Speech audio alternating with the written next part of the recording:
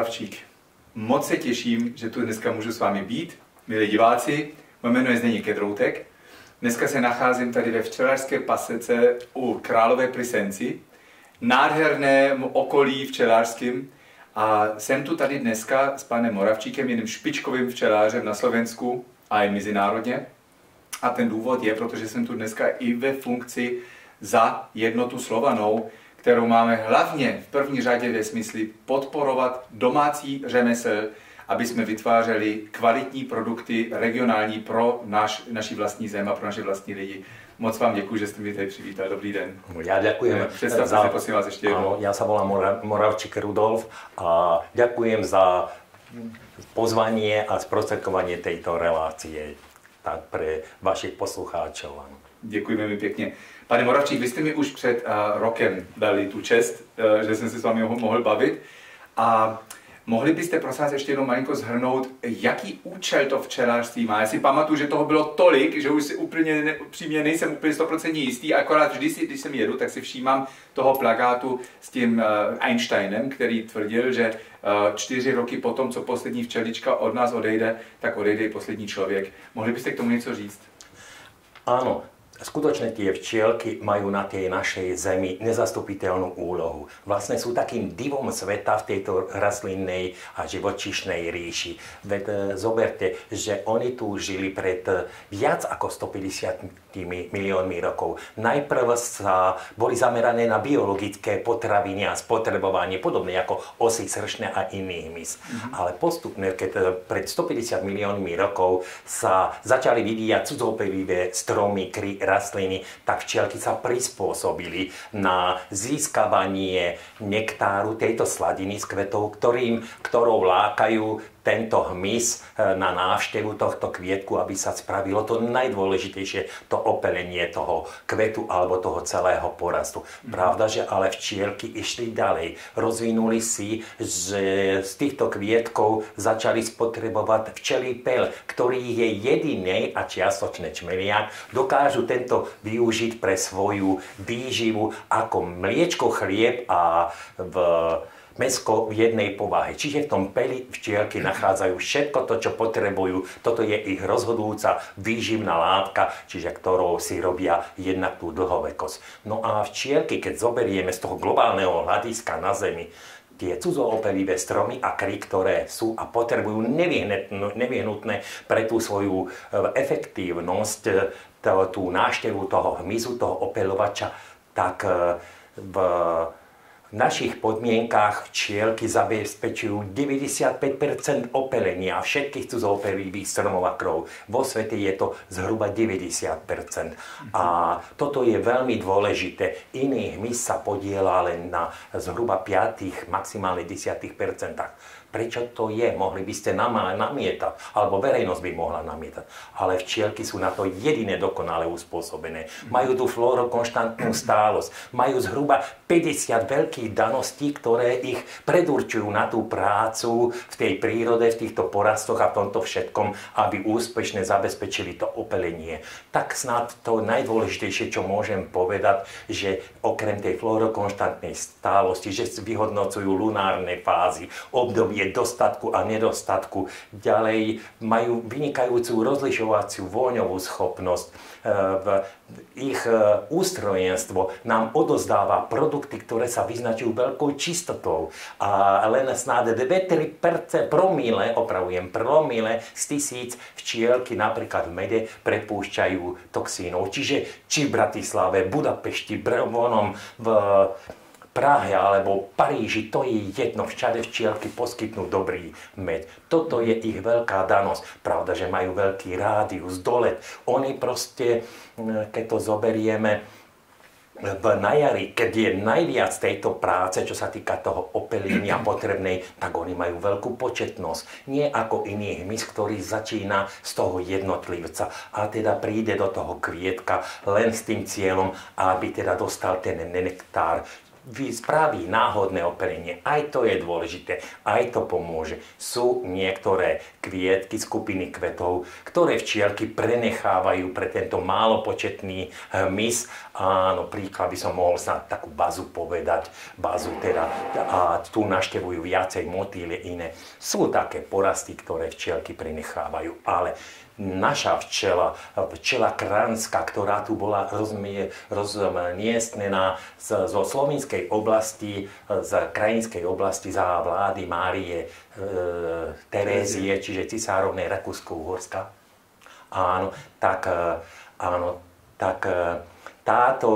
táto matka sa vyznačuje kráľovna veľkou pracovitosťou. Nezabúda ani na málo početné stromy a kry a veľmi dobre vyhodnocuje fázy dostatku a nedostatku. Ty sršněk, myslím, že patří k skupině voz, taky tak, jakože k rodině voz, a potom ještě ty čmeláci jsou nějak příbuzní se včelami? Mi připadá takový, jakože patří do jednej kategorie, jako lajec. No, čiže toho hmyzu máme 82 000 druhov rôzneho a plus včielky. Aj včielky majú, pravda, že iná je v našich podmienkach, iná je už v tých subtropických oblastiach, iná včielka vyznačuje sa. Teda v tých tropických oblastiach sú včielka veľká, zlatá, talianku môžeme povedať, že ligustiku, alebo našu kránsku včelu. Týchto včielok zase je rôznych poddruhov aj 3000. Tak s nimi nemá žiadnu príbuznosť. Včielka patrí do toho druhu, tohto hmyzu, áno, ale nepatrí k ním. Poviem jediné, čmeliak, ten využíva ten včelí pel pre svoju výživu. Čiže to je taký proste sa z tohto vyníma z toho iného hmyzu. A sršně a vosy mají nějaký taky praktický účel? Nebo protože my jsme tento rok měli hodně sršní, já jsem nikdy neviděl tolik sršní. Oni jsou jako takový malí ty drony, nebo co když lítají, takový vrtulníci. Takže dělají taky něco pozitivního, nebo jenom vypadají děsivě? Tak to poviem. Aj to je súčasť prírody. Áno, aj keď sme postavení pred úlohu, aby sme zlikvidovali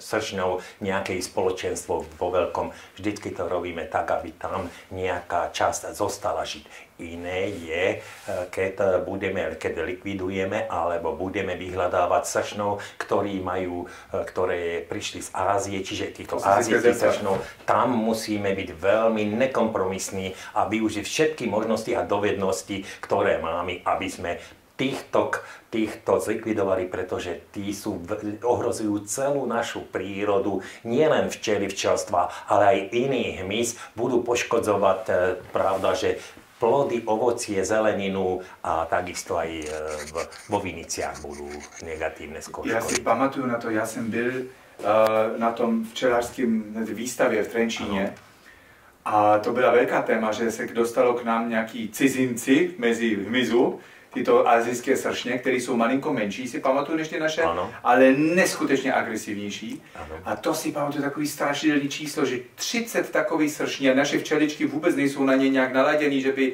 byli schopni s nimi bojovat. A že 30 sršní jsou schopní během 3 hodin zabít 30 000 včeliček, mi tam povídal jeden pán včelář. Něco strašná vec. Je to tak, dobre v podstate vám to veľmi dobre vysvetlil. Tam, čo je dôležité, keď náš sršen loví individuálne, keď prichádza k tomu včelstvu, tak on sleduje tie mladé včielky, ktoré vychádzajú z tohto úľa, vyletujú a tam na takú sa zameria, ale loví jednotlivo. Keď aj príde do toho úľa, že sa mu podarí vniknúť, tak včielky ho vedia usmrtiť. Čiže obklopia ho svojou početnosťou, prehrejú ho, zabránia mu prívodu vzduchu a tento sršen zhynie a zlikvidujú ho. Tieto azijské majú v tomto smere rozpracovanú veľmi dobre komunikáciu. Jak ste povedali, ten počet 30 sršňov je veľmi zničujúcich, pretože oni keď prídu na letáč, oni sú veľmi pohybliví, agresívni, zničia ten obranný mechanizmus toho včelstva. Tie strážničky všetky postupne zlikvidujú a preniknú do úľa. Potom, pravda, že vynesú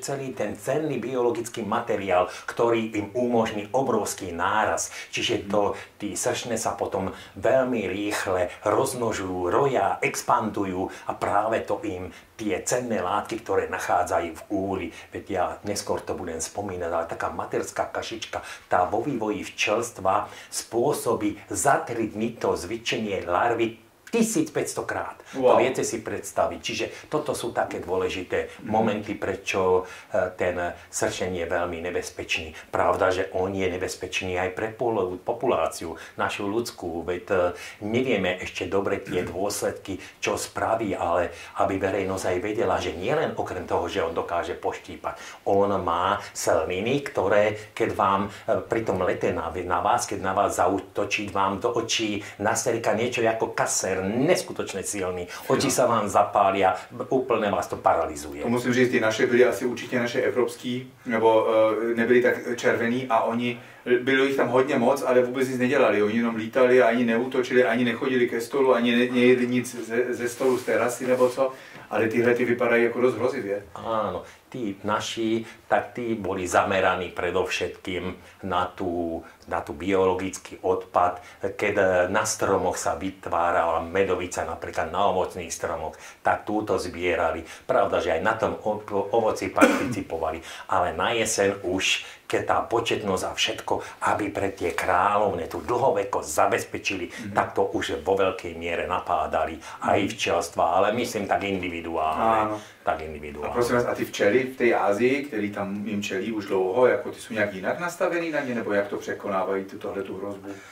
Tak pravda, že určite sa prispôsobili na toto, tak že jsou schopní s nimi bojovat nebo nějak se víc bránit než ty naši? Ja som sledoval taký dokument, keď v tom Taj Mahale, v tých vežiach boli, tieto sršne sa rojili, obrovské množstvo to bolo, až tí návštevníci až sa desili, až že či vôbec tam môžu byť, ale keďže boli v tých horných, vysokých partiách, tak nejako neprichádzali k týmto ľuďom, hľadali si tú obživu mimo tohto. Pravda, že tieto včielky indické alebo iné sú zvyknuté na to. To podobne, jak dokážu bojovať s klieštikom včelím, ktorý nám robí ťažkosti. Aj voči tým sršnom dokážu pracovať, čiže majú určité, je tam aj určitý tá forma nezáujmov. Viete, to prostredie, ktoré je v tých tropických, subtropických oblastiach, tak je ďaleko bohatšie a celoročné je bohaté na ten nektár, na tú biologickú masu, všetku. Není sú tak odkázané, ako u nás, že tie rastliny produkujú krátkodobé ten nektár. A väčšina toho obdobia jarného alebo neskorého jesenného je veľmi chudobná, čiže oni sa preto zameriavajú na túto Oni tam majú proste iné alternatívy, takže sa tak nepúšti do tých čer. Tak pochopiteľné, že aj ja keď som tam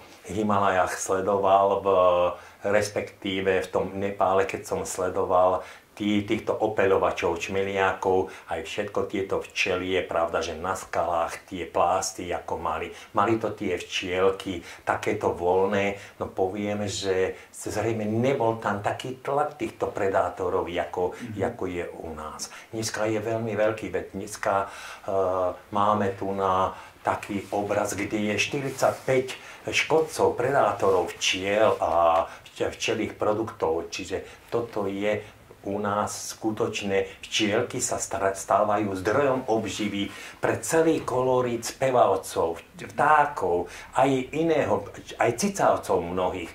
Pravda, že to nehovorím len o medveďovi, ale mohli by sme pomaly každého živočícha, ktorý je v našej krajine, tak nejako priradiť, že spotrebováva včielky. Tak ako u nás si vám dokáže otvoriť úl, keď nie je pevne zafixovaný, aby vybere si rámiky a ide preč. No medveď, ten si odnese celý úl a pravda, že a tento dokáže spotrebovať, pravda, tie vývojové štádia, všetko je pre neho vynikajúce. No. Ale toto dřív nebylo tak? Tak pozrite sa, aj proto bolo, ale ďaleko menšej miere. Veď pozrite sa, ale dneska tým, že sa zmenila tradičná forma poľnohospodárskej výroby, tak odrazu tie lastovičky nenachádzajú obživu, veď sú není plné maštale, lichvy, zvierat, nie sú plné hnojiska.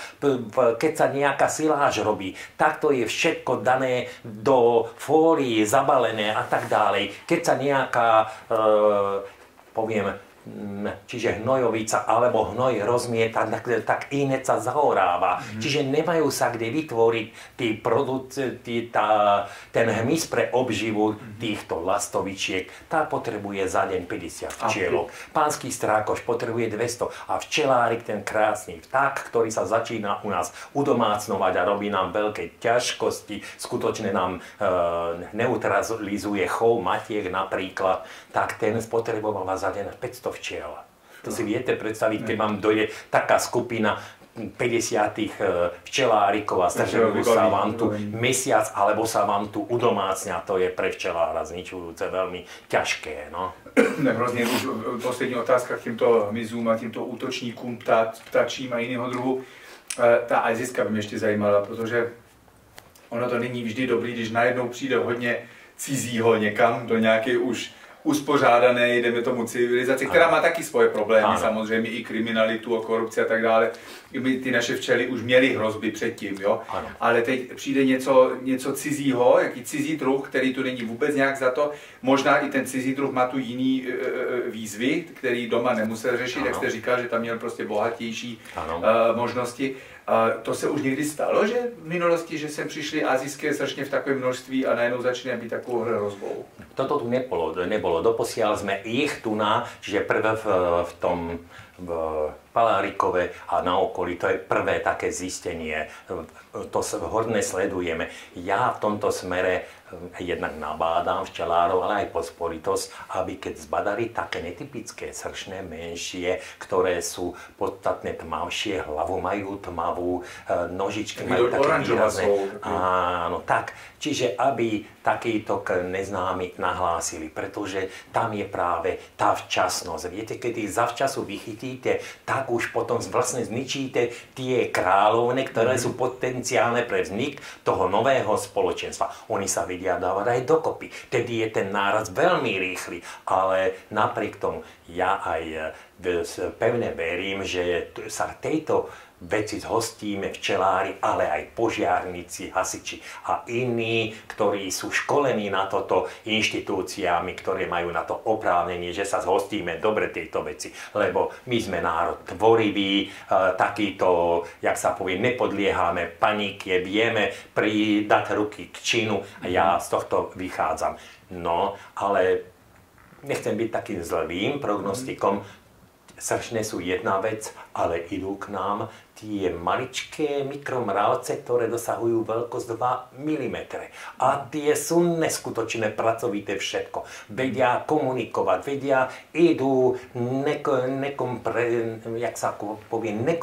nekompromisné už aj v tomto priestore Európy. Takisto aj z... A odkiaľ zase prišli? Z Amazónie. Čiže je to možné, že to ich preplávali ozera? Dneska vedia aj preplávať. Napríklad vedia vám, oni pospolitosť, more nie, no však kontajnery sú aj iné, pravda, že tam oni nemajú problém preniesť. Ale oni vám z jednej strany veľkej rieky prejdú na druhé, vytvoria si také, ako by poviem, drevo, ktoré umožní plávať a plávajú vám na... Áno, dokážu. Vedia vynikajúco komunikovať. V tomto majú väčšiu danosť ako včely, že dokážu napríklad takého pižmona alebo nejakého živočícha v tých trópoch prekvapiť. Áno, odrazu ho zadusia ho a potom sa dokážu rozdeliť s jednotlivými hniezdami. Že nie, toto je moje, toto si strážim, toto je naše, ale spoločne sa podieľajú. Toto je veľká nebezpečnosť, komunikácia. Idú aj ďalšie také v netypické včely z tej tropickej oblasti, aj takéto, ale jedna věc by mě opravdu zajímala, a to teď je taková věc, protože já si pamatuju, jak jsem v tom trenčíně se bavil právě s těmi včelářmi, jinak já jsem se tehdy s tím včelářstvím dost intenzivně zabýval jako pro laické, samozřejmě. Jo. A to bylo neskutečně vidět, že slovenský včelaři jako patří mezi nejlepší na světě, kteří dostali mezinárodní medaily a tak dále. Jakože to je úžasný úspěch, na co můžeme být velmi, velmi hrdí. Ale na druhé straně, že oni nadávali tam tehdy ty pány včeláři na tehdejší vládu ještě, že jak má prostě zájem to včelářství na Slovensku možná nezlikvidovat, ale drasticky zmenšit. Jo? Teď je moje otázka, proč? A druhá otázka je, jestli to může nějak souviset i s tím, že najednou se sem dostanou tyto mini mravence, najednou se sem dostanou sršně, který tady nikdy nebyli. Myslíte, že to můžou být náhody, nebo že to je takto jako jen tak sem rozhodli z Indie přijít na Slovensko? Je to na úvahu, ale to by som nedával do súvisu. Skôr by som povedal, že prišli ľudia, ktorí chceli nám radiť a nevideli ani, ako vypadá úl znútra. Čiže nemali základné informácie, alebo vychytili nejaké informácie. Ja by som mohol tých ľudí tuto menovať, ale nebudem im robiť reklam. Áno, čiže poviem absolútne neznalosť a chceli diktovať prostredníctvom cez vládu, cez parlament podmienky, ktoré by znižovali počet včelstiev, sťažovali podmienky pre včelárstvo v obciach, v mestách a tak ďalej. Susedské spory a také sa chceli nejako veľmi tak povýšiť a toto by bolo všetko na škodu veci. Veď dneska je trend v celom svete, aby sa včielky dávali dokopy, aby sa im dávala podpora. Vzdelávanie sa v tomto smere robí. A prečo my, keď máme pomerne dobré zavčelenie, mali by sme z týchto pozícií ustúpiť, veď naša príroda to potrebuje. Naša príroda zvládne ešte ďaleko, ďaleko väčší počet včelstiev, keby sme trošku v tom poľnohospodárstve tak citlivejšie pristupovali. Nepoužívali také tie zničujúce napríklad neonikotinoidy, neurotoxíny alebo iné tie prípravky na báze neonikotinoidov, ktoré sú pre včely veľmi nebezpečné. A čo je najhoršie, že to cez celú ten vývojový cyklus tých rastlín sa dostáva cez tú rastlinnú výrobu, cez tie plody, či už je to soja, kukurica, obilie, alebo cez zvieratá, ktoré zasa spotrebovávajú tieto produkty rastlinnej výroby, dostáva sa to do nás, do tela. A my sme konečný spotrebiteľ týchto toxínov. A musím tak povedať že dneska človek v rôznych formách sa stýka s 3500 rôznymi toxickými látkami, ktoré, pravda, že ovplyvňujú naše zdravie. A veľmi veľa ich je to vidíme všude možně všaký takový nemoce, které dřív ani neexistovaly. Ne? Ještě mám jednu otázku. My jsme měli před naším rozhovorem tu čest se bavit s jednou kolegyní od Jednoty Slovanů, která taky se tomu nějak věnovala v včelářství a tak dále a povídala nám, že s tím poklesem včel taky poklesla úroda, respektive ta plocha, kde se dá vůbec něco pěstovat. Můžete tu souvislost nějak vysvětlit? Tak je to pravda, že opelenie je veľmi dôležité. Poviem jeden príklad. V Spojených štátoch v oblasti Kalifornie sú rozsiahle mandlovníkové lesy, háje, dominantné na celom svete, početné, množstevné. Čiže mandle idú z Kalifornie. Keď nedovezú včielky a stiahujú ich na 85% z celých Spojených štátov, keď nedovezú včielky, majú 7 kg mandlí na 1 hektári, keď dovezú včielky, majú 700. Čiže náraz je tam 100-násobný. Je to zasa komplexné tí problémy. Dneska, keď vidíme, ako to nedostatok vlahy, obrovské sucho, narastá všetko. My začíname vo včelárstve pocitovať to, že sa nám včielky ináč správajú v tom letnom období, keď sú tie veľké horúčavy. Veď zoberte si, v tejto lokalite boli 40 stupňové horúčavy. To veľmi negatívne ovplyvňuje celú rastlinnú ríšu. Pravda, že aj tí včielky, veď oni, keď majú vnútri, v tom priestore svojom vývojový cyklus nastavený na teplotu 36 stupňov a teraz na ne pôsobí tá horúčava, slnko a všetko, to je pravda, že preto včelstvo tie včielky prestávajú rozmnožovať sa, skracujú, respektíve opravujem, zastavujú svoj vývojový cyklus. To sme aj v tomto roku mali, že tie včielky si nevytvorili v mnohých oblastiach dostatočnú početnú zimnú generáciu. To bude mať vplyv na to, že tie včielky nám budú zle zimovať, že na jari nám viacej včielstiev vypadne, alebo nebudú v kondícii potrebnej, ako by sme si želali. Tých vecí je viacej, ale to súvisí, viete, tých veci, ťažkosti, ktoré prichádzajú do včelárstva, by som tu musel vymenovať 14. Áno, toľko je všelijakých. A tá zmena klímy je veľmi dôležitá. Pravda, že práca človeka, zavádzanie geneticky modifikovaných organizmov je neskutočne zlé. Pravda, že, jak už sme spomínali, tí predátori, ktorí sú tu, chemické prostriedky, radiotechnický smog, ten je nebezpečný pre včely. Pravda, že dneska sa výrazne zmenil charakter poľnohospodárskej výroby. Už pestuje sa len zo pár plodín na tých. Tie včielky nenachádzajú celoročne tú obživu. Keď aj príde, jak sa povie, nejaká vhodná komodita rastlinná, ktorá by mohla tým včielkám poskytnúť nektár v tomto roku na jari, povedzme, ako bolo. No, repky začali veľmi skoro kvitnúť. Včielky sa dostali do porastu o 10. hodine a už o 4. o 5. už bola zima. Čo vám môžu v tých ťažkých podmienkach doniesť? Na Agáte, tuto na Považí sme mali takú veternosť, ktorá pretrvávala celú jar a bola až do 10. mája. Jak sa vám tá včielka dokáže orientovať úspešne na tom agátovom poraste, keď ten sa pred ňou robí? Veď ona má na to tú citlivú rozlišovaciu schopnosť, že ona jak letí vie, z ktorého kvietku ide ten nektár, na ktorý sa má orientovať, kde to je. Ale keď sa to takto pred ňou trepe, veď ona má ťažkosti jednak tam pristať, ale prejsť kvetu na kvet. Toto všetko tých ťažkostí je pravda, že viacej, no. Tak, len niektoré som tak já to vidím jako velkou národní úlohu, aby si lidi uvědomili, jak důležitý jsou ty včeličky pro nás a ty včeláři, aby opravdu společně podporovali to udržení téhleté nádherné. Tady nejde jenom o to, že to je nějaká tradice, tady jde reálně o život na Slovensku. Tak já si dám teda něco z té dobré kávy, co jste mi tady předtím nalil. A vy jste mi dovolil dát do té teplé kávy med. A já jsem furt se toho bál, nebo lidé říkali, že to nějak se pokazí ten med, nebo co, že už nebude mít ty účinky pozitivní. Jak je to s tím? Nebo dokonce, že začne být jedovatý ten med v té teplé kávě.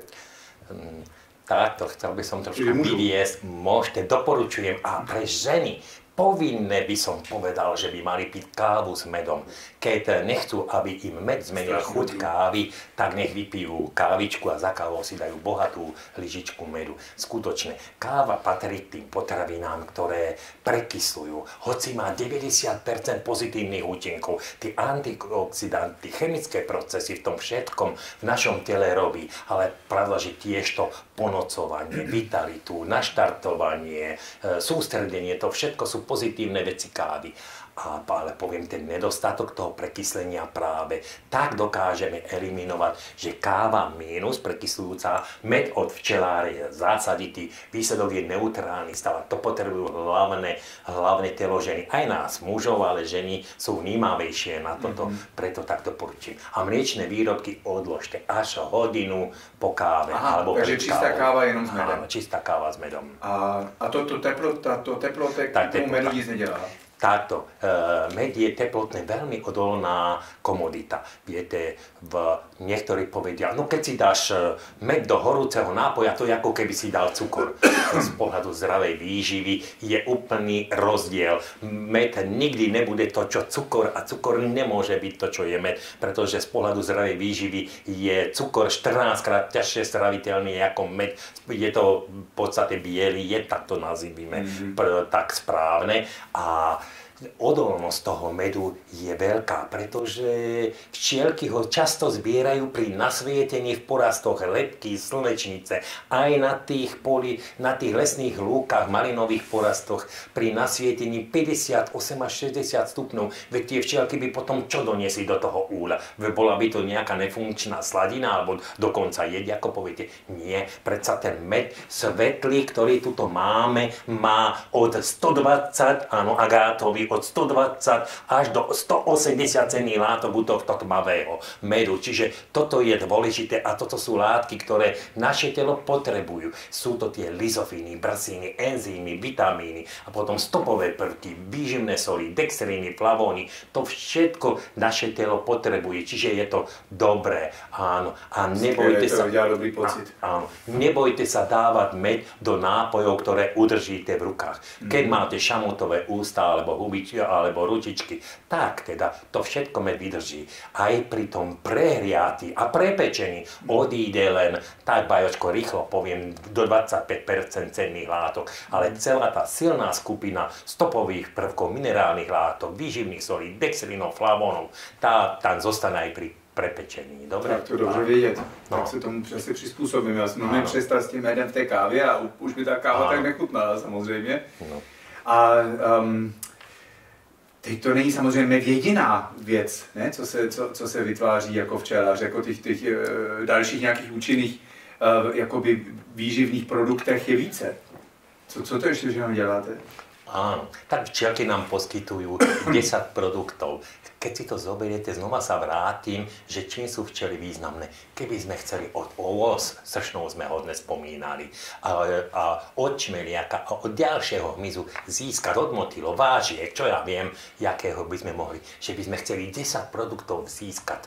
Že by sme takéto cenné veci chceli mať na tom stole, čo nám včielky poskytnú. Že nám poskytnú med, pel, propolis, materskú kašičku, včelí jed, ovzdušie včelstva, včelí vosk, včielky ako potravina slúžia, dodávajú nám bioenergiu. Keď dokážeme spracovať včelie produkty, získávame množstvo ďalších cenných látok pre zdravie a racionálnu a naturálnu medicínu. Čiže takto poviem, na čo môžeme ich trošku predstaviť, tie produkty.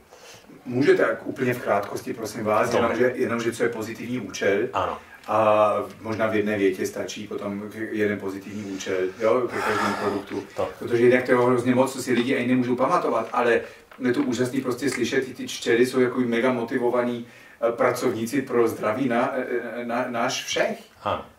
A o to bychom si měli více vážit. Áno, áno. Tak, k tomu medu, však o medi sa hodne hovorí, ale tak, aby sme nezabudli, že ten med skutočne je taká tá bohatá komodita, že je vhodný aj pre deti, maličké deti, keď je od včelára, nemusíme proste pre malé deti. Ďalej je vhodný najmä v spojitosti so včelým pelom pre diabetikov, že ten med je dobrý na rany, rezné rany. Keď si dáte do rány reznej medík, výborne sa vám bude zacelovať tá rana, že proste má tých 120 až 180 cenných látok, je veľmi dobrý zdroj práve tých cukrov, ktoré nepotrebujú to štiepenie, ten náročný rozklad, že sa pomerne rýchlo a priamo strebávajú do nášho organizmu a prinášajú tam tie pozitívne účinky. Včelí pel je jedna z najzložitejších látok, obsahuje 450 rôznych cenných látok, lebo ten pel, pravda, že je z rôznych kvetov, môže mať rôznu farbu, ale je to potravina budúcnosti. Dneska sú na nej nastavené na výživa kozmonautov. Im neposielajú predsa šunky, salámiky, syrečky, pivečko, chlapci, veď čo by nie, veď zaslúžite si. Nie, v tubách dostanú pel a kilo pelu tomu chlapovi v tom vesmíre vydrží najmenej na pol mesiaca. Kilo pelu, to vám poviem. Takto dajú tam trošku vitamínov alebo ešte nejaké také hotovo. Stačí, ale už sa to hodne. Japonci sú nastavení, tí už majú na každého občana odložené kilo pelu, idú to zvyšovať na 2. A skutočne je to veľmi dobrý produkt v naturálnej medicíne. Na Slovensku má obrovské úspechy doktor Košlik, ktorý bol primárom oddelenia naturálnej medicíny v štátnom zdravotnom ústave v Košiciach. On včelým pelom liečil ľudí, ktorí odchádzali zo života, kde moderná medicína vyskúšala všetko možné a on tých ľudí vrátil do života včelým pelom, prípadne s propolisom. Propolis je ďalšia veľmi cenná látka, obsahuje 300 látok. Ešte ten včelí pel má rozhodujúcu imunitnú funkciu na ten zažívací tráviaci trakt. Propolis, ten má rozhodujúcu úlohu imunitnú, pôsobenie na krvné liečište. AT1 Začnem. Verejnosť pozná propolis na rány, popáleniny, exémy, ošetrenie, prínosný dutín, na masáže, také. Ale on je zvlášť dobrý, keď sa nalačno používa na vnútorné. Jednak veľmi dobre pôsobí na respiračné cesty a na plúca, všetko. Práve, že tráviaci trakt je výborné. Nežiaduce látky, ktoré sú na stene žalúdka, posiela do tráviaceho traktu, oddelia alebo zasušuje začínajúce vredy, aj pokročilé. Ďalej, keď najcennejšie je, keď ho nalačno používame v dostatočnom množstve a primeranej, dobrej, silnej koncentrácii prejde do krvného liečišťa, kde doslova nakopne biele krvinky k tej aktivite pri vychytávaní toxínov, nežiadúcich látok a takýchto. Jeho úloha je ďalej, že pomáha prekonať ten nemoc ožiarenia a tiež to je to najdôležitejšie, že vie rozpoznať štandardné a neštandardné bunky a tie neštandardné, ktoré majú onkologický ráz, ten výrazne potláča. Do budúcna perspektívne sa bude proti týmto liečeniam využívať. Ďalej, materská kašička je vôbec najzložitejšia prírodná látka, ako ľudstvo pozná. Povedal som ten príklad, že čo to robí v tých čerstvách, ten obrovský rozvoj a rozmach a všetko. Tak pravda, že Když jsme měli velký dětičky, tak třeba jim to dávat. No, áno, tých možností je veľa. Ja len to najdôležitejšie poviem, že ona výrazne imunitne pôsobí na našu hormonálnu sféru. Čiže posilňuje hypofízu, hypotalamus, štítnu žľazu, všetky tie žľazy vnútorným vylučovaním. Pravda, že včetne pohlavných žľaz a takýchto. Výrazne napomáha pružnosti ciev, uvoľňovanie tých mikrovlásočníc. Veľmi dobre pôsobí na respiračné zariadenia. Liečenie pečene, vidíte, to je to veľmi dôležité, keď je nejaká stukovatená pečená alebo začína cirhóza. Materská kašička je tam veľmi nápomocná. Ďalej, keď človek prekoná... Jak se to používá? To se taky dává do kávy?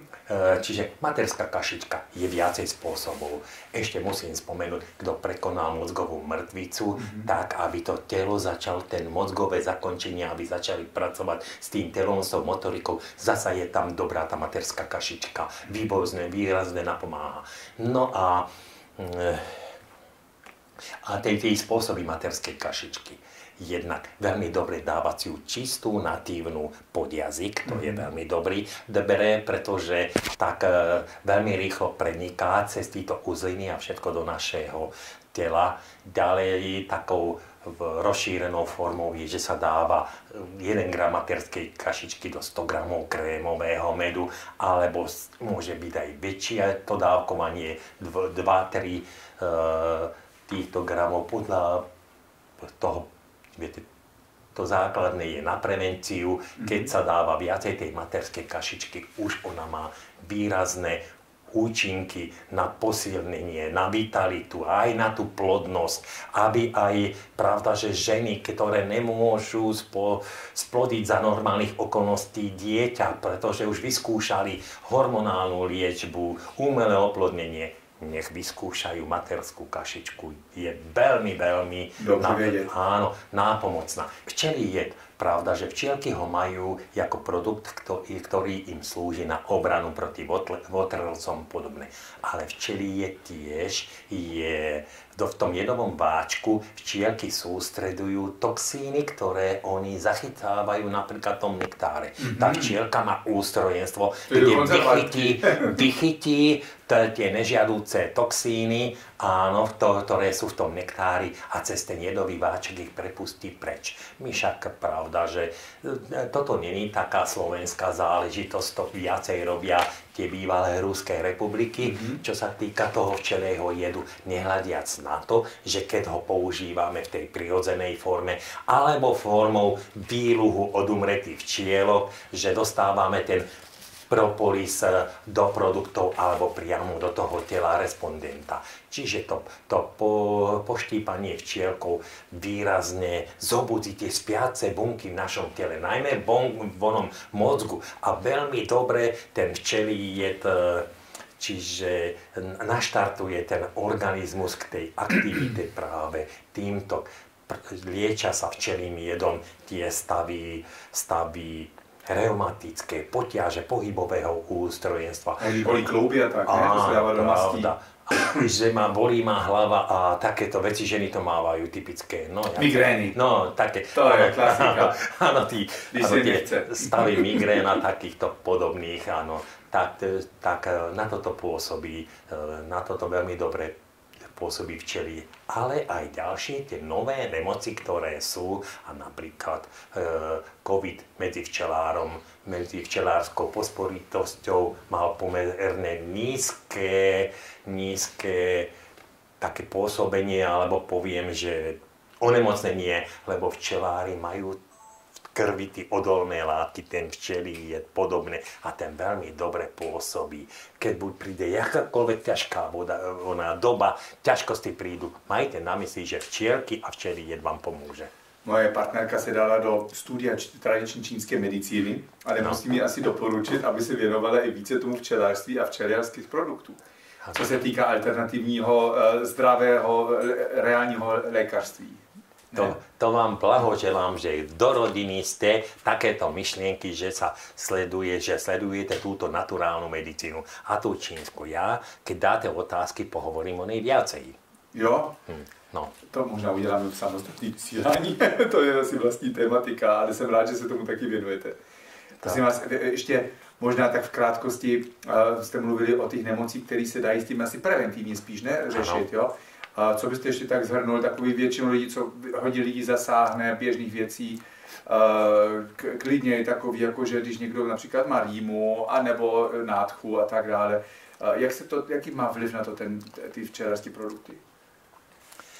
Áno, ale dali ste veľmi peknú otázku. Ja by som ju povedal, že nehovorme len včelie produkty. Mali by sme sa vrátiť tomu rastlinolekárstvu, kyslomliečným výrobkom. Mali by sme huby a takéto všetko, zdravé potraviny, to sú veci pre to zdravie. Áno, tie včelie produkty pohovorím, áno, ale taká tá široká oblasť, viete, je takých 15 vecí, ktoré by si človek mal tak nejako zvážiť. A či pre mňa by vyhovovalo toto, tamto, ďalší niekto a ja viacej spravím, ale podľa toho svojho veku, stavu, motoriky a schopností, aj finančného dosahu, môžem si tie veci orientovať. Ale sú to jednoduché veci. Všetky ich máte doma, všetky sú vo vás. Výrazné tým budete predchádzať onemocneniu, čiže spravíte si, výrazne si zvýšite imunitu. Keď aj nejaké ochorenie príde, tak ďaleko rýchlejšie odíde, pretože včelie produkty, napríklad, ktoré sa vyznačujú veľkou čistotou, stálostou, patria medzi najzložitejšie prírodné látky. Keď niekde pritažia, ale oni mnohonásobne pomôžu. Veľmi dobre sa spájajú s liekmi modernej alopatickej medicíny, pomáhajú prekonať dôsledky onemocnenia, skracujú toto. Toto všetko by sa malo využívať. Naše telo si nájde v tých produktoch to, čo potrebuje. Skutočne napríklad taká lyžička bohatá peľu, tam vám poskytne dostatok stopových prvkov a minerálií a vitamínov na celý deň. To poviem, to sú, ale k tým veciam, keď som spomenul tých 15, aspoň niektoré poviem, nadovšetko musí človek mať tú myšlienkovú čistotu, nesmie podliehať stresu a stavom, ktoré prichádzajú v dôsledku práce, sporov nejakých susedských a takýchto. Čiže žiadny stres, toto všetko. Rodina musí napomáhať. Musí na prvním míste. Áno, pomoc rodiny a taká tá pohoda. Tešiť sa zo všetkých okolností, zo života, čo prichádza. Každú vec pretaviť. Ja hodne šport, pohyb chcem povedať. Viete, dneska jeden povie plávanie, áno, vynikajúce, bicykel, chôdza, turistika, to je všetko vynikajúce. Ale máme doma tanec. Prečo o ňom nehovoríme? Bože môj, veď každý ste vyrastali na voľakej muzike a teda príde taká pekná pesnička a prečo si nespravíte, nezatancujete, nezatrstáte? Veď to telo, keď stojíte alebo sedíte, zaťažuje sa stále len v tom smere, jak je to zaťaženie. Ale keď tam dáte odrazu ten pohyb, tú dynamiku, všetko, rozhýbete všetko, natiahnete tie ruky, svaly, uvoľníte tie kosti, veď treba, aby aj za tými lopatkami, pod lopatkami, všetko tí klby sa, jak sa povie, dostali tú výživnú miazgu, aby ožili, aby sa to všetko spravili. To som tak sledoval, voláku babu tam v Španielsku, taká malička, varila, krásne robila si tam volačo na panvici a pritom tak tancovala, jazzmovala, hovorí, reku, vidíš to zlatá, reku, pekné. Super. Áno, pravda, že ale potom, viete, že by sme mali jesť potraviny, ktoré presladzujú. Tie 70% by sme mali vybierať. To sú ovocie, zelenina, orechy, strukoviny, med a takéto. Pravda, mliečne výrobky sú okolo 0. Ale mali by sme potláčať najmä ťažké spracovanie mäsa. Cukor, pravda, že áno. Tak nedá sa celkom bez cukru. Sladké ovocie je med, a pravda, že káva je tu povedzme s tým medom. Dobre, tak, aj tak. Ďalej poviem, v ústach by sme si mali udržať kolagén. Dneska hovorí sa o kolagéne. Telo potrebuje kolagén, pravda, že? Ale vieme ho získať, vieme ho spraviť, máme ho. My ho potrebujeme v ústach, veď on je strážca zdravia, aby sa tí spóry a baktérie a vírusy nerozširovali na náš respiračný a traviaci trakt. Na to je práve ten kolagén v ústach, ktorý máme jednak marinovaných veciach, pravda, takýchto fermentovaných a podobne, tých tradičných formách vývonej poživatiny na Slovensku, ktoré sú.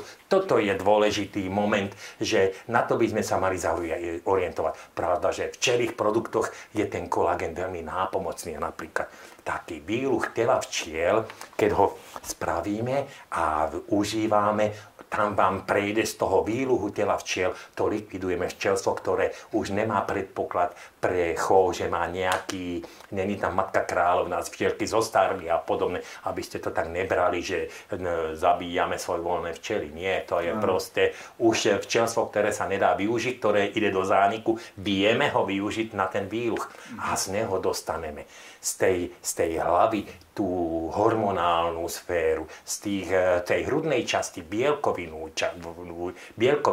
časť. Z toho žihadla vieme získať ten jed, ktorý je v tej miernej, jemnej forme pre to naše telo. Že nepôsobí teda tak bolestivo, alebo poviem, že tam môže prísť tá alergia, alebo čiže to opuchanie. Ale chcem povedať, z toho tela, z toho korpusu, z toho tých včielok sa vyplaví ten chitín, ktorý je základnou stavebnou látkou zložitých bielkovín kolagénov. Preto to spomínam takto, že je to dôležité. Ešte by som chcel, teda už keď som rozbehnutý, vitamín C, ale nie ten, ktorý je šumivý alebo v tabletkách. V krabičkách, niekde v reťazcích na kase. Najmä na tmavé plody, ktoré máme v záhradách, lesoch, lúkach. Toto, čiže rýbezle, čučoriedky, brusnice, muchovník, arónia, rakitník a moruše, ale aj čierne hrozno, všetko to sú plné zdroje vitamínov. A tí začínajú s číslom od 40. Vysoko človek tieto priemyselné dokáže s nejakou kvalitou do 18 číslo vyrobiť a tak. Čiže toto je tam ešte také, viete, je jeden moment, ktorý, áno, zoberte ako chcete, ja som tiež mnoho rokov žil v tom vedeckom materialistickom svetonázore. Pravda, že bol som vychovávaný v kresťanskom duchu a teda, ale stala sa mi taká nepríjemná vec v mladosti a zaneveril som, pravda, že na cirkev a na všetko. Chodil som a proste som praníroval všetky veci, čo cirkev robila zlé. Križiacké výpravy, inkvizície, vony, zlyhanie, pápežov, kňazov a všetky možné posvecovanie. Áno, ale to som tých mladých rokov prekonal. To predsa nepomôže vo veci. A viete, mal som veľmi plodný život a chýbala v ňom ten moment tej prosby a toho poďakovania. Prešli veci, kde v tom úspešnom živote som mal odrazu také veci, myšlienky, ktoré poviem, jak to je možné, že také riešenie ty prišlo. A ja som sa nemal komu poďakovať. Keď som sa vrátil k viere a dneska to je záležitosť, ktorá je najlepšie zdokumentovaná vo svete. Narodenie Ježiša Krista a jeho na nebo vzatie, opravujem na nebo vstúpenie alebo ďalšie veci. Čiže toto sú veci, ktoré sú najlepšie. Archeologicky, vykopávkami, historikmi, nezávislými historikmi, v tých evanjeliách a vo všetkom spraveným. To je všetko dneska pravda. A vidíte, dneska ľudstvo ide za tou mamonou, úspechom, kariérom, spotrebováva ostentné, lebo na to má a na tí základné veci celkom zabúda. Najmä naša európska kresťanská pospolitosť. Už sú kostoly prázdne, alebo na čo nám je toto, na čo nám je hento. Ale veď aj tá cirkev nechala za sebou dedičstvo, nech zeberieme jakékoľvek ťažkosti. Ale tuto by si to každý mal sám zvážiť, spraviť. Viete, kto je v tejto viere, má nejaký predpoklad, alebo ten konečné riešenie. Ten, kto absolútne zostáva len v tejto však pôjdem do zeme, spáliam a všetko. To sú ťažké stavy. Viete, ešte mnoho pekných vecí by som vám tam dokázal povedať, ale už... Pán Moravčíku, vy jste jako živá kniha. Existuje nějaká možnost se u vás i dozvědět více například na webové stránce, nebo něco takového i o těch účelů toho medu a těch jiných produktech včelářských? Tak, máte tam nějaké informace veřejně dostupné, nebo kdyby si lidi mohli něco objednat, nějaké další informace? Ja sa v tejto smere zlepším, ale zoberte, že na tejto včelárskej paseke sme v podstate traja výkonní ľudia. Máme tu veľmi veľa práce, veľmi veľa povinností a všetko. Robím rozsiahlu prednáškovú činnosť v organizáciách včelárskych, na výstavách, pre mestá a takéto.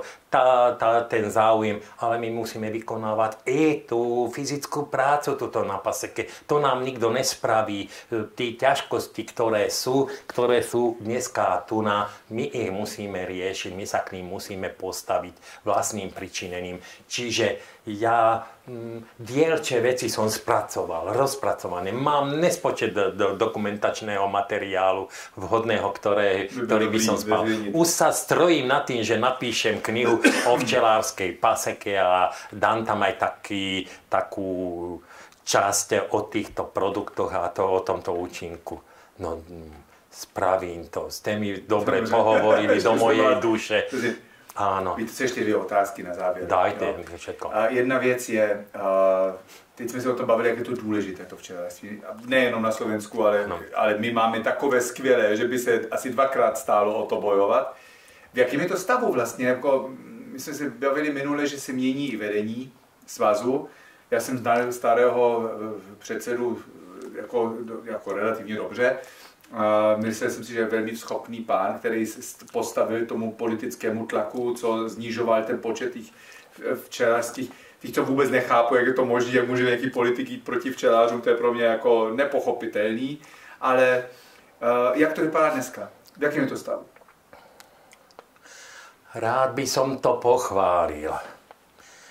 Rád by som hovoril pozitívne veci. Skôrej pocitujeme ten odklon. Začína sa to včelárstvo centralizovať len v Banskej Bystrici, respektíve v ľuďom, ktorí sú v tejto veci poplatní. A toto zariadenie, ktoré máme v Bratislave, čiže naše ústredie, alebo včelárska paseka, veď na Slovensku máme 100 alebo 101 hradov, ale pre včelárov je včelárska paseka hrad. Je pre verejnosť úžasným historickým veciam. Veď tuto by mala ešte táto židovská obec spraviť si svoje veci. Sú tu výrazné historické súvislosti, danosti, všetko. Je tu výborná architektúra tvarožka. Je to všetko predurčené preto. Tí ľudia pred 100 rokmi vedeli, prečo tuto umiestnili včelárskú paseku a nie dneska sa hovorí. A čo nám pomôže včelárska paseka pre Banskú Bystricu? Čo nám pomôže pre Východ? Ale veď vy to robíte pre koho? Len pre Bratislavu? Veď vy to robíte pre celé Slovensko. A 500 plus podujatí, čo sme spravili, slúžili pre celé to Slovensko vzdelávanie. Veď dneska, čože tá podstatná populácia aktívna, ktorá je v Bratislave a na okolí, veď tá potrebuje zoznámenie s tými včielkami, s tými včelnými produktami pre zdravie, pre toto všetko preventívne. Ale veď my to tuto robíme, spravíme. Nehovorím, ten malý počet ľudí, ktorí tu robí nízkonákladové, bez práce, bez všetkého, nezaťažuje rozpočet, alebo keď len minimálne, poviem, predchádzajúci predseda bol štedrý a otvoril tú kasu Slovenského zväzu včelárov, že sa tu mnoho vecí zrekonštruovalo, spravilo. Dneska, keď sa naruší tá celistvosť paseky, paseka zanikne a všetko, veď pravde, toto potrebuje. Čože ľudia z Bratislavy školy 150 autobusov ročne pôjde do Banskej Bystrice a kde majú už tí školy na to peniaze? Je tá škola na to pripravená, aby toto zvládla a podobne. Takisto, pravda, že začína... Dobre nám fungujú krúžky včelárske a všetko, je ich asi 60, v Čechách 200. Páni moji, tam je to veľmi ešte lepšie. No 60 krúžkov a ďalšie sú neevidované. To všetko má, že sa omladzuje tá garnitúra, prestárla týchto včelárov. Toto je dôležité a aj týmto by sme mali dať zelenú, podporovať ich, robiť pre nich dobré podmienky a nie skôr ich potláčať ako vec, ktorá je konkurenčná pre nejaké centrum. Čože ľudia by chceli tancovať len v Bratislave, v opere napríklad, ale veď predsa tancovať a baviť sa, spievať potrebujeme. V každom kútku. Áno, v každom kútku. Aj tí včielky to potrebujú, nie? Veď včielky kedy boli v každom hospodárskom dvore, boli súčasťou normálneho života hospodárskeho dvora. O tom takto mluvíte, mně to prostě připadá, i když vidím, jak tady například urnou půdu, když jedu sem tadyhle z Bratislavy do Trnavy a vidím, jak takovou plochu pole zastavený s těmito škaredými škatulami, tam, co tam jsou postavené, a i tohle, ta redukce těch včelářství, mně připadá, že jako úmyslný ubírání vlastních potravin. A já mám pocit, že prostě je to národní úloha. Já normálně vyzývám všechny dobrý lidi, kteří záleží na Slovensku, aby se informovali, jak můžou pomoct včelářům a včeličkám, protože oni celou dobu pomáhají nám a dělají pro nás, takže třeba jim něco vrátit. Kupujte určitě med jenom u vašeho místního včeláře, to je jedna věc, co můžete udělat. Co vás nestojí ani o halíř víc, no většinou jsou ty medy dokonce levnější ještě než v těch řetězcích, ale jsou každopádně o mnoho kvalitnější. A podporujete tento regionální průmysl, který je tak úžasný. A ještě na závěr, pane Moravčík, kolikrát vás štípli včeličky? No, tak už ste to počítali? To môžem dať len kvalifikovaný odhad. Stále hovorím to číslo 150 000. No, už sme sa rok nevideli. Tak, tam či príbudne niekoľko tisíc, je to ťažko. Ale naozaj včielkam ďakujem a ten moment, keď som v živote, venoval som sa holubom a všetko to možné, čo bolo v záhrade, keď som sa preorientoval na včely, tak to bol asi najlepší ten počin môjho 70-ročného života. Že naozaj som v tých včelách našiel to uspokojenie, tú radosť. Vidím, že a aj ma to odprostilo od toho, že robíš tú prácu pre seba. Ja som není nastavený na to. V živote, v plodnom živote, ktorý som mal, som vždy vytváral hodnoty a zvyčajne mal druhý z toho prospech. Spoločenské organizácie, jednotlivci, podnik, jeden, druhý a takéto kaji. A pravda, že teraz tá včelárska paseka. Robíme tu nízkonákladové všetko, že ma to tak, tí včielky ma tak naučili, veď oni nám spravia, oni nám odovzdávajú svoju hodnotu, ktorú si včelár privlastní tak na 10%, ale 90% ide spoločnosti. A zasa je to aj my. Ja za 20 rokov, teraz začína 20. rok práce na včelárskej paseke, ja som nedostal za prácu 1 euro. Nedostal. Tomu to je ťažké na uzvážovanie, ale taká doba príde. Taká doba je, to je všetko je dané, viete, všetko raz príde. Aj ten diktát tých svetových firiem zdravotníckych, ktoré nás určujú len takto to musíte robiť. Jo. Aj ten sa zmení. Zmení sa, pravda, že áno, aj pravda, že ten prístup ľudí k sebe musí sa zmeniť. Príde hranica, keď sa to musí vyčistiť, keď sa ľudstvo ináč otočí a musí na tieto veci robiť. A tiež to tak bude, že ľudia potom budú vyrábať každý podľa svojich možností, schopností pre ten prospech a spoločnosť. A potom sa budú hromadne lidi hlásiť a učiť sa takové vědomosti, co máte vy. Tak. Teď vy 150 000 krát, možná o něco více vás štípli a zítra se dožijete 70. narozeninách, jak budete slavit. Tak. Vás nezabili ty včeličky. Viete čo? ani lepšie si to neviem predstaviť. Nedávno mal brat 65 rokov, sestra staršia 75, ja mám 70, manželka 65, Evka mala 61. Tak zajtra budeme na večer sedieť v Trebaticiach, rodina, pospolitosť, všetko sa to spraví, lebo prišlo tam onemocnenie, že sme museli to tak teda, tak moje narodeniny to už, jak sa povie, všetko spravia. Takže rodina bude. Rady sa stretávame. Čiže robíme si také spoločné stretnutia. Je nás 7 súrodencov a sme radi, že sme všetci živí a tešíme sa zdraviu. Áno, pravda, že je to dobré. Ani si neviem predstaviť. Je to tak pekné. Je to radosť teraz aj tých vnúčeniec, tých detí mojich, ich detí a pravda, že toto by sme si mali budete mít předvánoční období už a začíná první advent už příští neděli, tak si možná dáte dobrou medovinu k tomu, ne k tomu narozeninám. Áno, pravda, že medovinu si dáme a pravda, veľa vecí pekných, naozaj to poviem, spev. Pozrite sa, včera dôchodci v Trebaticiach, boli sme teda tak a už ma zavolali, aby som im zahral, teda aby sme, a už sme si tie vianočné pesničky popripravovali, porobili, teda majú také nejaké predvianočné, no už je to lepšie, veď aj ten spev, tá radosť patrí medzi týchto ľudí. Ešte, aby som nenaťahoval veľmi porad, ale chcem povedať, keď som bol v Himalajách a tam na tom trejku na Everest, tak dávali tam v tých horských centrách jeden národ, pospolitosť, nejaký úzov, alebo takto volali.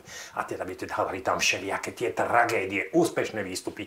No ale pravda, že vo väčšine tragické a takéto boli. A dávali tam tento kmen húzov. A už Angličania sa zaujímali pred 200 rokmi, jak to, že tí ľudia sa dožívajú 150 rokov a Indii jednotlivci 160. Ženy majú v 65 rokoch ešte deti a takto všetko tá pospolitosť žije. A teraz dávali, áno, oni jedia len dobré potraviny, čistú vodu, majú tam čistý vzduch, áno, rodné robia, majú pospolitosť. Ale viete, čo bolo? Že ešte ten životný cyklus im skracuje to, že oni robia tí ťažké, tí rizikové roboty, tí skalách, tí cesty, presekávali a všetko možné takéto. A poviem, ale oni sa radovali zo všetkého. Oni nepoznali stres, oni nepoznajú závisť, nenávisť, kto z koho a takéto. Oni sa zo všetkého. Zobre človek, raduje sa, narodí sa, radujú sa, stretnú sa, vo všetkom je radosť za toto všetko.